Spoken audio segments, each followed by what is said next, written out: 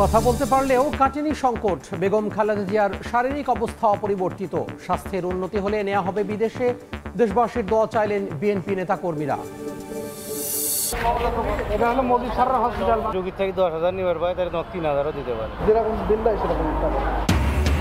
সরকারি হাসপাতালে রোগী ভাগিয়ে নেওয়া হচ্ছে বেসরকারিতে। কমিশন পান গাড়ি চালক থেকে শুরু করে নিরাপত্তা রক্ষীও। সিন্ডিকেটের সঙ্গে জড়িত খোদ পরিচালক। কমছে দেশের সবচেয়ে বড় গ্যাস ক্ষেত্র বিবিয়ানার উৎপাদন। জ্বালানি খাতে বড় ধাক্কার আগাম বার্তা বলছেন বিশেষজ্ঞ। নতুন কূপ খননের বাস্তবায়ন গতি নিয়ে প্রশ্ন। আইএমএফের শর্তেই রফতানি উন্নয়ন তহবিল কমানোর সিদ্ধান্ত সরকারের। দাবি উদ্যোক্তাদের। বৈদেশিক আয় বাধাগ্রস্ত হওয়ার শঙ্কা।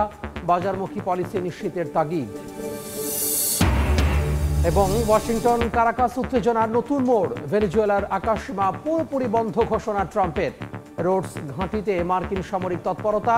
মাদুরো সরকারের নিন্দা।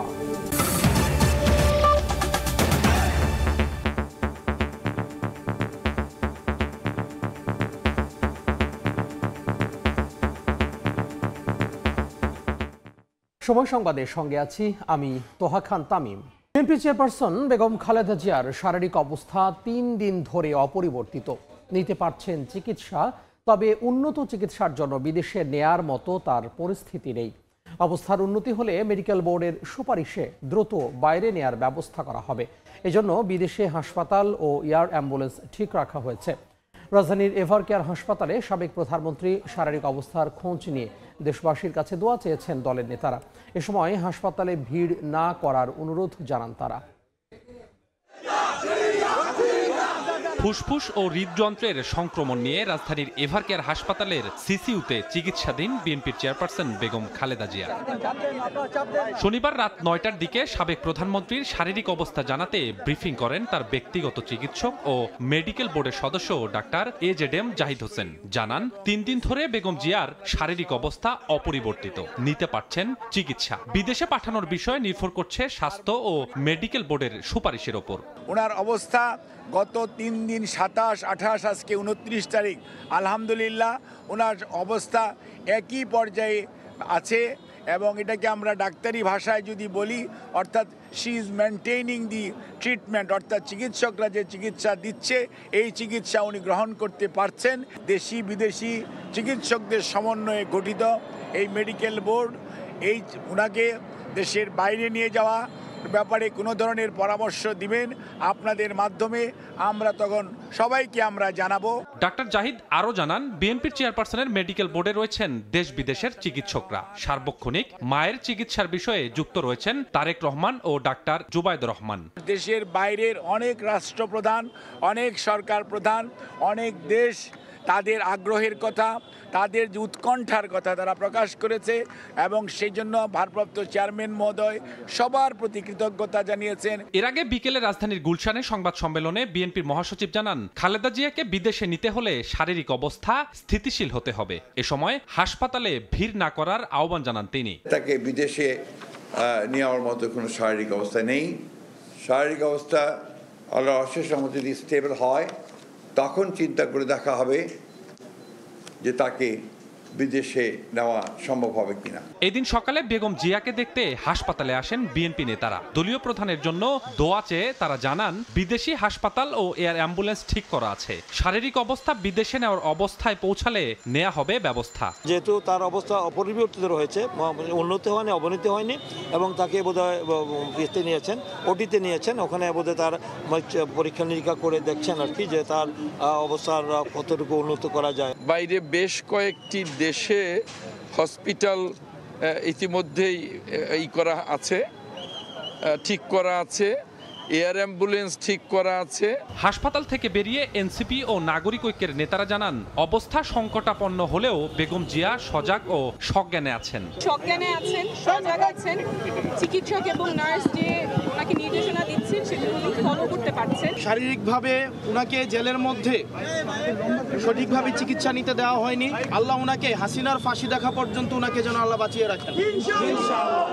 বিদেশে নেওয়াটা এখনই নেওয়া যাবে না সম্ভবত, মানে ফ্লাই করবার জন্য যে স্টেবল কন্ডিশন দরকার ওইটা হয়নি। প্রায় এক সপ্তাহ আগে শারীরিক অবস্থার অবনতি হলে বিএনপির চেয়ারপারসন বেগম খালেদা জিয়াকে এভারকেয়ার হাসপাতালে ভর্তি করা হয়। স্বপন আহমেদ, সময় সংবাদ, ঢাকা। আজমিনা সিদ্দিককে অবৈধভাবে সরকারি জমি দেওয়ার অভিযোগে শেখ হাসিনার বিরুদ্ধে করা মামলার তদন্ত কর্মকর্তার সাক্ষ্য গ্রহণ আজ ঢাকার চতুর্থ বিশেষ জজ আদালতে সাক্ষ্য গ্রহণ অনুষ্ঠিত হবে। পরে তাকে জেরা করবেন মামলায় গ্রেফতার হওয়া একমাত্র আসামি খুরশিদ আলমের আইনজীবী। পূর্বাচল নতুন শহর প্রকল্পে অবৈধভাবে 10 কাঠা সরকারি জমি নেওয়ার অভিযোগে 17 জনের বিরুদ্ধে মামলাটি করে দুদক। আসামির তালিকায় শেখ হাসিনা ও আজমিনা সিদ্দিক সহ রয়েছেন ব্রিটিশ এমপি টিউলিপ সিদ্দিক ও সাবেক গৃহায়ন ও গণপূর্ত প্রতিমন্ত্রী শরীফ আহমেদ। একই অভিযোগের অন্য 3টি মামলায় ইতিমধ্যে শেখ হাসিনাকে 21 বছরের কারাদণ্ড দিয়েছেন আদালত।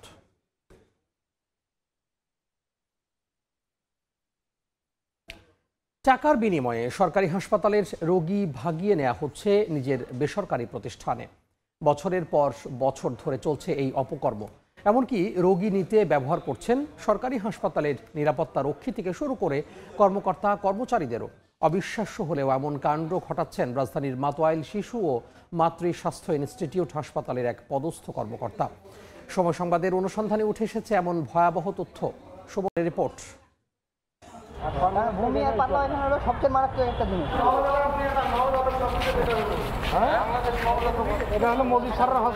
মাতোয়াইল শিশু ও মাতৃ স্বাস্থ্য ইনস্টিটিউট হাসপাতালের জরুরি বিভাগের সামনের চিত্র এটি। প্রত্যেকেই খুব কর্মব্যস্ত। কারণ খুঁজতে গিয়ে দেখা গেল ভালো সেবার আশ্বাস দিয়ে অর্থের বিনিময়ে রোগীকে পাশের বেসরকারি হাসপাতালে পাঠাতে চান তারা। আর এই কাজ সম্পন্ন করতে পারলে তাদের আয় রোগী প্রতি 5 থেকে 10,000 টাকা। যদি রোগীর থেকে 10,000 নিবার পায় তাহলে 3,000ও দিতে পারে। যেরকম দিন দেয় সেরকম কিলো 4,000 টাকা, 3,000 টাকা। অনুসন্ধানের এ পর্যায়ে মুকিত নামের এই গাড়ি চালককে অনুসরণ করব আমরা। মুকিত হাসপাতালের কেউ না হলেও তার গাড়িতে করেই রোগী ভাগানো হয় মাতোয়াইল হাসপাতালের পরিচালকের ব্যক্তিগত হাসপাতালে। দর্শক, আমাদের সামনে দিয়ে মাত্রই ওই গাড়িটি একজন যাত্রীকে সঙ্গে নিয়ে বের হয়ে গেছে। আমরা এবার ওই গাড়িটিকে ফলো করব, দেখব গাড়িটি কোথায় গিয়ে থামে। মাতোয়াইল হাসপাতাল থেকে মুকিতের গাড়ি ঢুকলো বাংলাদেশ নবজাতক হাসপাতালে, যে হাসপাতালের মালিক মাতোয়াইল শিশু ও মাতৃ স্বাস্থ্য ইনস্টিটিউট হাসপাতালের পরিচালক মুজিবুর রহমান। তার স্ত্রী ওই হাসপাতালের চেয়ারম্যান। সরকারি হাসপাতালের রোগী ভাগিয়ে পরিচালকের বেসরকারি হাসপাতালে বুঝিয়ে দেওয়ার পর মুকিত একটি টোকেন সংগ্রহ করলেন দারোয়ানের কাছ থেকে। পরে সেই টোকেন দিয়ে কাউন্টার থেকে নিজের কমিশন তোলেন তিনি। প্রতি রোগী বাবদ 1500 থেকে 2,000 টাকা করে পান মুকিত। এবার মুকিতের মুখোমুখি হবার পালা আমাদের। রোগী তো গাড়ি ভাড়া দিলেন, তারপরও কাউন্টার থেকে কিসের টাকা নিলেন মুকিত? আমি 1 টাকা না, 1 টাকা না, আমি 400 টাকা ভাড়া আনছি। এখানে আপনার সিন্ডিকেট হচ্ছে সিকিউরিটি, রোগীকে বুঝায় মনে করেন যে ওখানে পাঠায়। আবার যে সিকিউরিটি গার্ড মুকিতের গাড়িতে রোগী তুলেছেন তার রেট আরো বেশি। রোগী যতদিন থাকবে সেই অনুযায়ী টাকা নির্ধারিত হবে নিরাপত্তা রক্ষীদের। ক্যামেরার সামনে কথা বলতে না চাইলেও চক্রের সদস্যরা তুলে ধরেন রোগী ভাগানোর পুরো প্রক্রিয়া। আমি পাঠাইলে সেনা পাবো। ক্লিনিকগুলো তো এখানে সিভিল আইসা থাকে। এনআইসিউ রোগীটা পাঠাইলি রোগী প্রতিদিন থাকলে প্রতিদিন 2,000 টাকা করে দিতেছে। বিলটা আসতে থাকে সিকিউরিটি গার্ড, এই টাকার আবার ওরা ভাগ করে নেয়। রোগীর অবস্থা যত বেশি গুরুতর, সিন্ডিকেট সদস্যদের মনে তত বেশি আনন্দ। কারণ রোগীর হাসপাতালের বিল বাড়লেই বাড়তে থাকবে তাদের কমিশনের অঙ্ক। এটাই যেন মাতোয়াইলের মা ও শিশু হাসপাতাল সহ আশেপাশের বেসরকারি হাসপাতালগুলোর প্রায় প্রতিদিনের চিত্র। এবার কথা বলতে চাই মাতোয়াইল হাসপাতালের পরিচালকের সঙ্গে। আমি প্রফেসর মুজিবুর রহমান, সাইনবোর্ড মোড়ে নবজাতক একটা হাসপাতাল আছে। নবজাতক হাসপাতালের কি মালিক আপনি? রোগী ভাগিয়ে নিজের ব্যক্তিগত হাসপাতালে পাঠানোর বিষয়ে জানতে চাইলে শুরুতে পরিচালক মুজিবুর রহমান 2 দিন পরে আসার জন্য বলেন। পরশুদিন আসো, ছোটখাটো বলো ভ্রান্তি যেগুলো থাকে কারেকশনের যুগগুলো বলে দেবা, যেগুলো করুন। আর যদি মনে করে যে না এটা মহাগর্হিত জাতিরে জানাইতে হবে, তখন তো মিডিয়াতে যাওয়া লাগবে। 2 দিন পর ফোন করার পর এবার নানা টালবাহানায় ঘোরাতে থাকেন তিনি। এক পর্যায়ে মুঠোফোনে মুজিবুর রহমান তার বাসায় যাওয়ার অনুরোধ করেন আমাদের। সময় তো দিছো, আর একটা দিন সময় দাও। হ্যাঁ, তোমার ম্যাডাম খুব অসুস্থ, তুমি যদি মনে কিছু না করো আমার বাসায় একটু চার দাওয়াত না, তুমি আমার বাসায় আসো। মাতোয়াইল হাসপাতালের পাশের আরেক হাসপাতালের নাম প্রোঅ্যাক্টিভ। কমিশনের বিনিময়ে রোগী ভাঙানোর বিষয়টি অবলীলায় স্বীকার করলেন হাসপাতালের উপপরিচালক। তাদের মার্কেটিং এর লোক আছে, ওদের একটা সেলস টার্গেট দেওয়া থাকে, ওইটা অনেক সময় নেওয়ার জন্য ওরা কি করে, এরকম একটা রোগী হচ্ছে গিয়ে পাঠায়, সেলস টার্গেট পূরণের জন্য ওরা এই লাঠি ওয়ার্কগুলো করে। এটা তো আমি ডিনাই করতেছি না। রোগী ভাগানো এই সিন্ডিকেটের সঙ্গে জড়িত হাসপাতালের পরিচালক সহ প্রত্যেকের বিরুদ্ধে ব্যবস্থা গ্রহণের আশ্বাস মাতোয়াইল শিশু ও মাতৃ স্বাস্থ্য ইনস্টিটিউট হাসপাতালের নির্বাহী পরিচালকের। আমি এই বিষয়টাকে একটা পুঙ্খানুপুঙ্খ তদন্ত করব, যদি এই বিষয়ে যে সম্পৃক্ততা পাওয়া যায় বা এই ধরনের কিছু আমরা পাই, ডেফিনেটলি আমরা এইটার ব্যাপারে আমরা ব্যবস্থা নিব। সাধারণ মানুষের প্রত্যাশা সিন্ডিকেটের মাধ্যমে অসহায় রোগীদের এই গলাকাটার উৎসব বন্ধ হোক। নাইম হাসান, সময় সংবাদ, ঢাকা।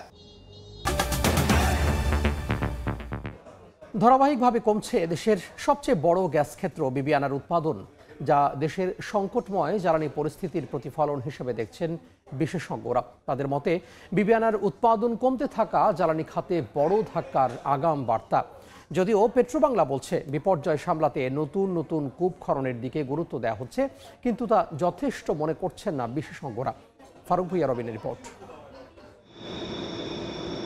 প্রমাণিত মজুদ কিংবা দৈনিক উৎপাদন, দুই সূচকই দেশের সবচেয়ে বড় গ্যাস ক্ষেত্র বিবিআনা। একই সঙ্গে ধুঁকতে থাকা জ্বালানি খাতের সংকটময় প্রতিচ্ছবিও। 1998 সালে হবিগঞ্জের নবীগঞ্জে ক্ষেত্রটি আবিষ্কৃত হওয়ার প্রায় এক দশক পর থেকে গ্যাস উত্তোলন করে আসছে মার্কিন কোম্পানি শেভরন। 7.67 TCF প্রমাণিত মজুদের বিপরীতে এরই মধ্যে ব্যবহার হয়েছে 6 TCF-এর বেশি গ্যাস। এখনও দেশে উৎপাদিত প্রায় অর্ধেক গ্যাসের যোগান দেওয়া এই ক্ষেত্রটির দৈনিক সরবরাহ কমতির দিকে। 3 বছর আগেও দৈনিক 1200 থেকে 1300 মিলিয়ন ঘনফুট গ্যাস মিলত যে ক্ষেত্র থেকে, তার উৎপাদন এখন নেমে এসেছে 850 মিলিয়ন ঘনফুটের ঘরে। সবচেয়ে নির্ভরতার এই ক্ষেত্রটির গ্যাসের মজুদ ফুরিয়ে আসা আগামীতে জ্বালানি খাতে বড় বিপর্যয়ের ইঙ্গিত, এমন সতর্কবার্তা বিশেষজ্ঞদের। যে কোনো গ্যাস ফিল্ড তো অফুরন্ত হয় না, তার একটা লাইফ টাইম থাকে।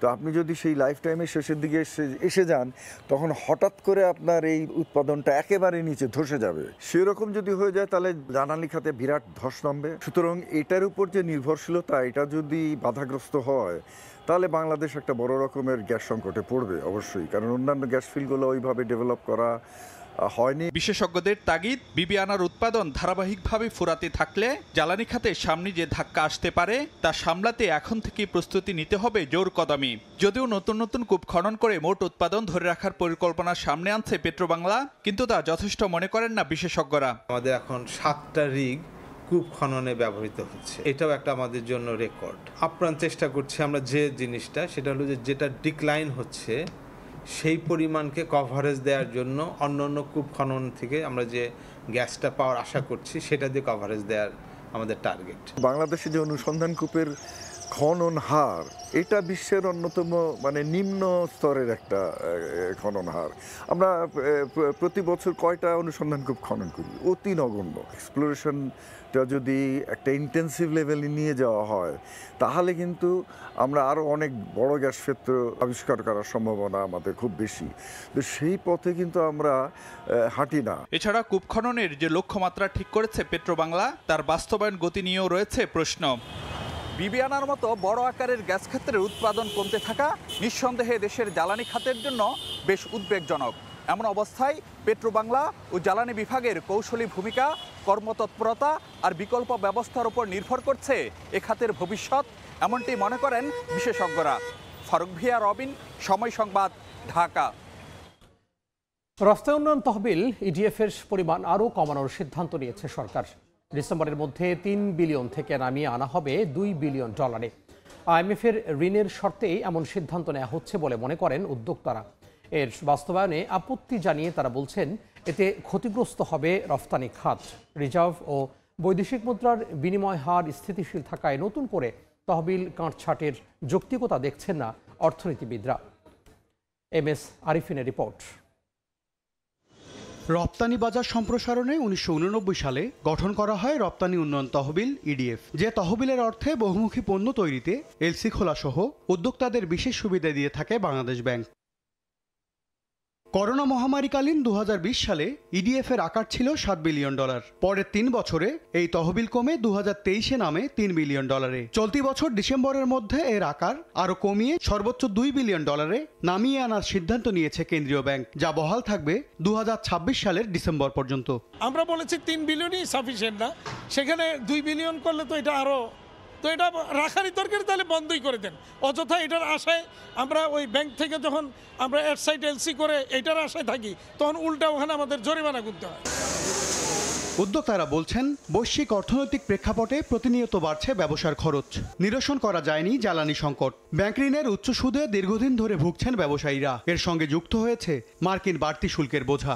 এমন বাস্তবতায় সহায়তা তহবিল কাটছাঁট করার সিদ্ধান্তে আরও চাপের মধ্যে পড়বে দেশের রপ্তানি খাত। ইনসেন্টিভ কিন্তু জুটে আছে, কাঁচা পাটে আছে, কাগজে আছে, লেদারে আছে, বাট কেউ কিন্তু সাকসেসফুলি আমরা কিন্তু আউটকাম দেখিনি। বাট আমাদেরকে যে সাপোর্টটা বিগত যুগ যুগ যাবৎ গভর্নমেন্ট দিয়ে গেছে, আমরা তার সঠিক ব্যবহার করে আজকে কিন্তু আমাদের ইন্ডাস্ট্রিতে দাঁড়িয়েছে। গার্মেন্টস সেক্টর থেকে ইতিমধ্যে ইনসেন্টিভ তুলে নেওয়া হয়েছে, যেটা আছে এটা নামমাত্র আছে।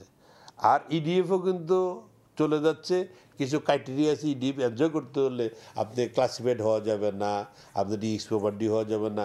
বাট অনেকগুলি দেশের প্রেক্ষাপটে কিন্তু গার্মেন্টস ফ্যাক্টরিগুলি অনেক ঝুঁকির মুখে চলে গেছে। দেশের রপ্তানি খাতকে চাপে ফেলে আইএমএফ এর পরামর্শ মানার কোনো যৌক্তিকতা নেই বলে মনে করেন অর্থনীতিবিদরা। তবে বিশ্ববাজারে প্রবৃদ্ধি ধরে রাখতে তহবিলের সুষ্ঠু বন্টন নিশ্চিত করার তাগিদ তাদের। যেহেতু রপ্তানি খাত একটা চাপের মধ্যে আছে, পরপর 3 মাস ধরে কিন্তু আমাদের যে এক্সপোর্ট গ্রোথ মানে গত বছরের এই একই সময়ের তুলনায় কিন্তু নেতিবাচক অবস্থাতে আছে। আর আমাদের দেশের আসলে যে ধরনের বাস্তবতা, তাতে করে অন্তত 15% যদি রপ্তানি প্রবৃদ্ধি না হয়, তাহলে সেক্ষেত্রে কিন্তু রপ্তানি খাতের মধ্যে চাঞ্চল্য আসবে না। সেক্ষেত্রে কিন্তু আমরা কর্মসংস্থান, বিনিয়োগ সে জায়গাতে অনেকটা পিছিয়ে যাব। বড় উদ্যোক্তাদের পাশাপাশি ক্ষুদ্র মাঝারিদের রপ্তানি বাজারে এগিয়ে নিতে বিশেষ নজর দেওয়ার তাগিদ খাত বিশ্লেষকদের। এমএস আরিফিন, সময় সংবাদ, ঢাকা। অপরিকল্পিত নগরায়নে ঝুঁকি বাড়ছে ময়মনসিংহ নগরীতে। অনিয়ন্ত্রিত ভবন নির্মাণ, অসহনীয় যানজট, দুর্বল বর্জ্য ব্যবস্থাপনায় ভোগান্তিতে নগরবাসী। পাশাপাশি বাড়ছে ভূমিকম্পে বিপর্যয়ের ঝুঁকিও।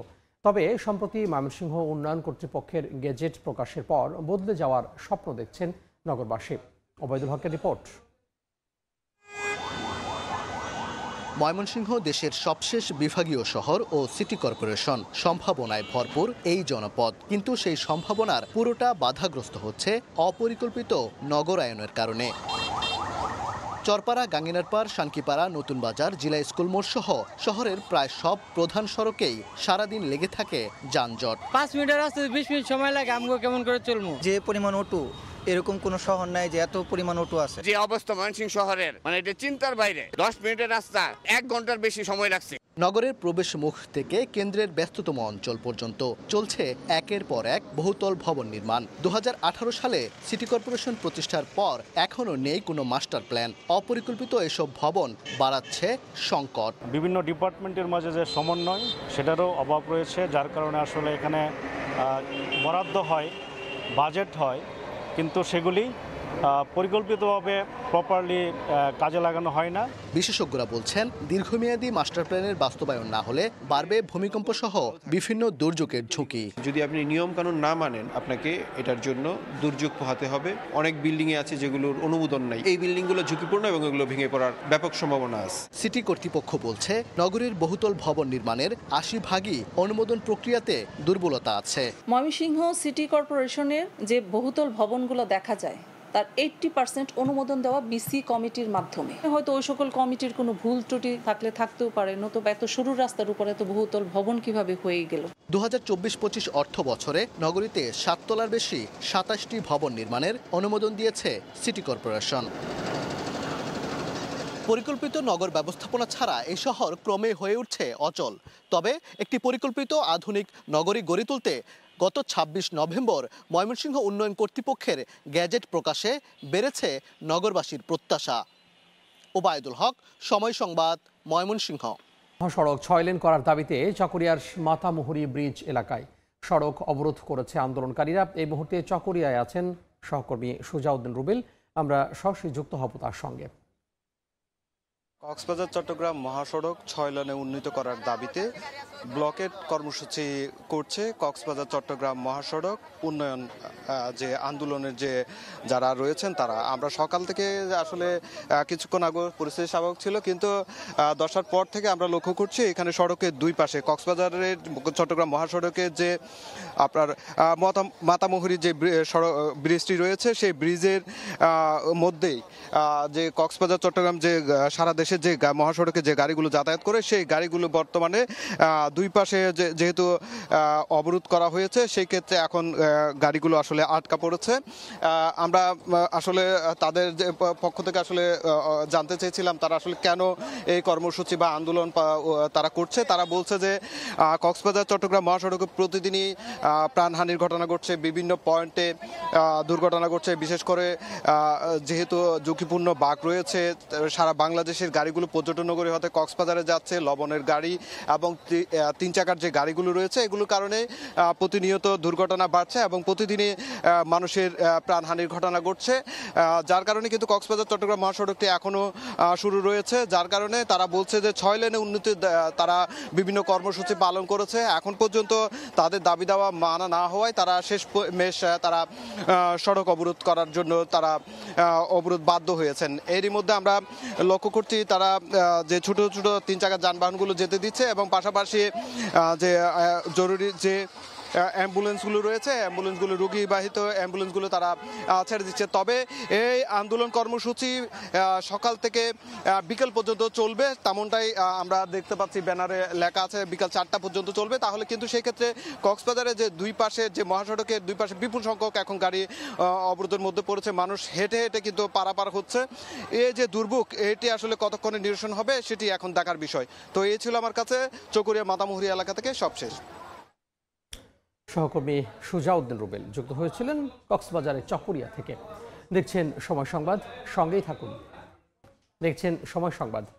ভেনেজুয়েলার আকাশসীমা পুরোপুরি বন্ধের ঘোষণা দিয়েছেন মার্কিন প্রেসিডেন্ট ডোনাল্ড ট্রাম্প। এই পদক্ষেপের নিন্দা জানিয়েছে মাদুরো সরকার। এদিকে ভেনেজুয়েলাকে ঘিরে যুক্তরাষ্ট্রের সামরিক তৎপরতা নতুন মোড় নিয়েছে।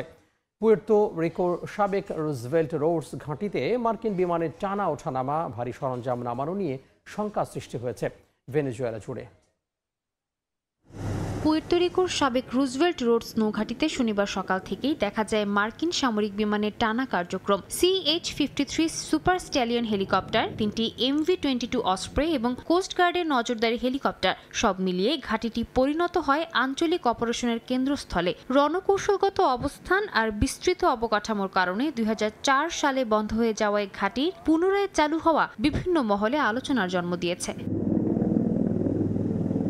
এর মধ্যেই হঠাৎ সামাজিক যোগাযোগ মাধ্যমে মার্কিন প্রেসিডেন্ট ডোনাল্ড ট্রাম্প ভেনেজুয়েলার ওপরের আকাশসীমা সম্পূর্ণভাবে বন্ধ করার ঘোষণা দেন। কিন্তু এই নির্দেশ বাস্তবায়নে কোনো সামরিক অভিযান চলছে কিনা সে বিষয়ে কোনো তথ্য জানে না বলে জানিয়েছে পেন্টাগন। এমনকি হোয়াইট হাউস থেকেও বিস্তারিত ব্যাখ্যা পাওয়া যায়নি। কয়েকদিন আগেই যুক্তরাষ্ট্রের বিমান নিয়ন্ত্রক সংস্থা ভেনেজুয়েলার আকাশে উড্ডয়নকে ঝুঁকিপূর্ণ বলে সতর্ক করেছিল। পরে এর জেরে আন্তর্জাতিক বেশ কয়েকটি এয়ারলাইন্স ভেনেজুয়েলায় ফ্লাইট স্থগিত করে। এতে গত সপ্তাহে 6টি বিমান সংস্থার উপর নিষেধাজ্ঞা আরোপ করে কারাকাস।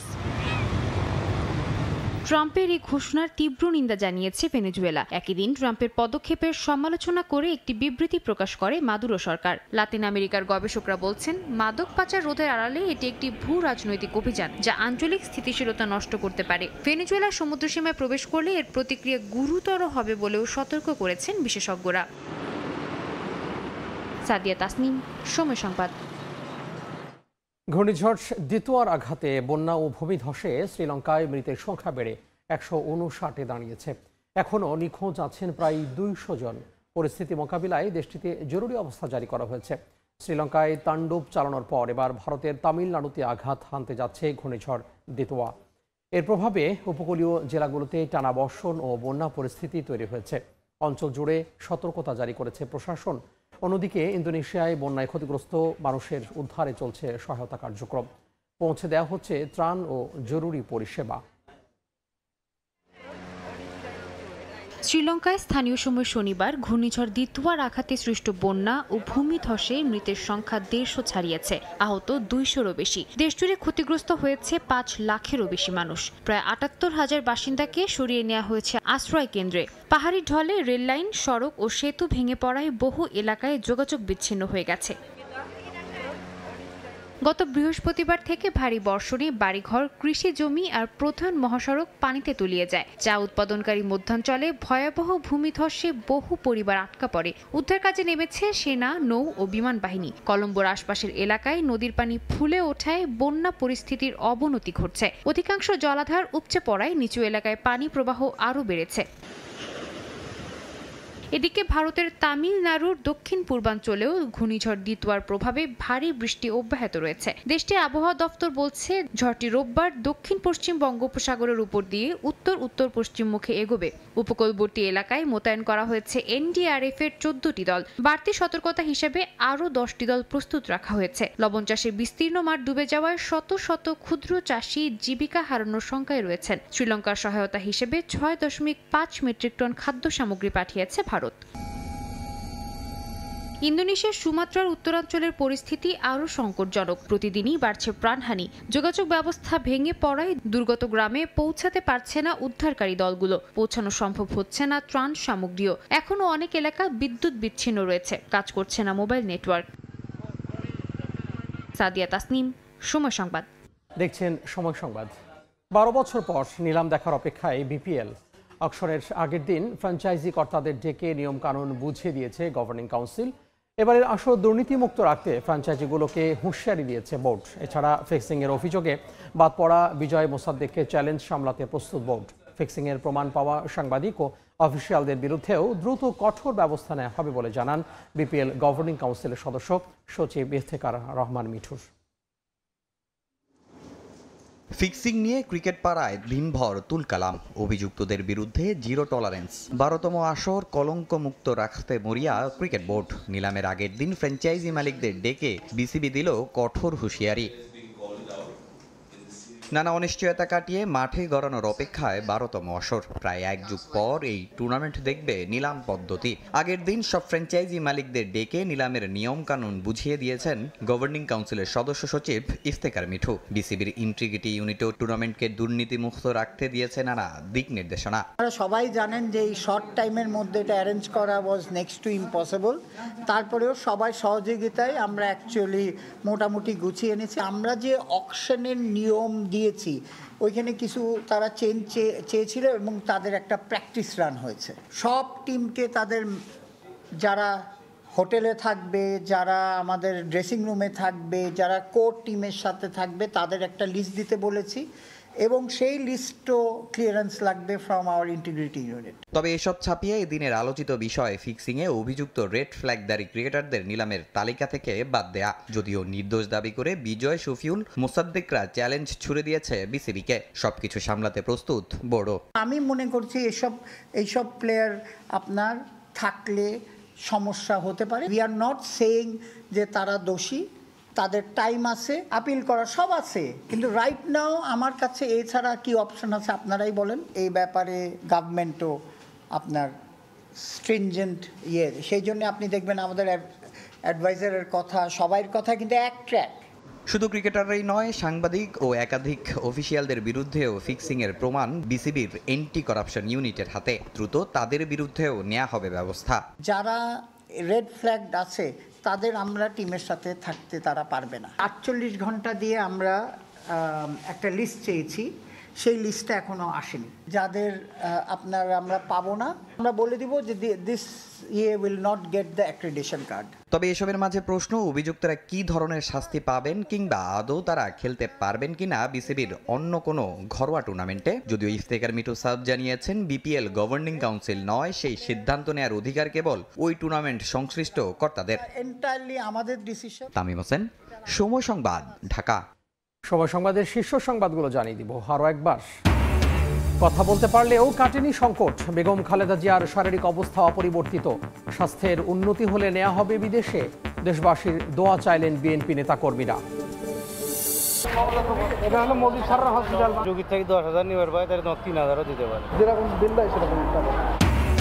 সরকারি হাসপাতালে রোগী ভাগিয়ে নেওয়া হচ্ছে বেসরকারিতে। কমিশন পান গাড়ি চালক থেকে শুরু করে নিরাপত্তা রক্ষীও। সিন্ডিকেটের সঙ্গে জড়িত খোদ পরিচালক। এবং কমছে দেশের সবচেয়ে বড় গ্যাস ক্ষেত্র বিবিআনার উৎপাদন। জ্বালানি খাতে বড় থাকার আগাম বার্তা বলছেন বিশেষজ্ঞ। নতুন কূপ খননের বাস্তবায়ন গতি নিয়ে প্রশ্ন।